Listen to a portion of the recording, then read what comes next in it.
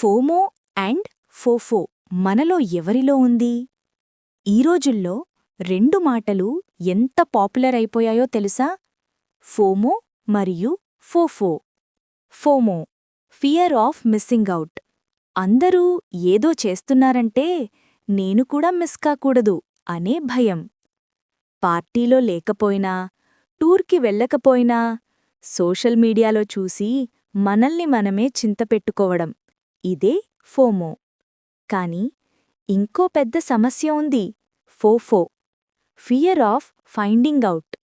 ఫలితం నచ్చకపోతుందేమో అని మన డెసిషన్స్ వాయిదా వేయడం. మెడికల్ టెస్ట్ చేయించడానికి భయం. బ్యాంక్ బ్యాలెన్స్ చూడడానికి భయం. ట్రూత్ తెలిసిపోతుందేమో అనేది మనల్ని వెనక్కు తీసుకెళ్తుంది. ఇదే ఫోఫో. ఫోమో మనల్ని బయట ప్రపంచం వెంటపెట్టిస్తుంది. ఫోఫో మనల్ని మన డెసిషన్స్ నుండే పారిపోనిస్తుంది. సక్సెస్ ఇవ్వేది ఏది అంటే ఫోమో తగ్గించడం, ఫోఫోను ఎదిరించడం.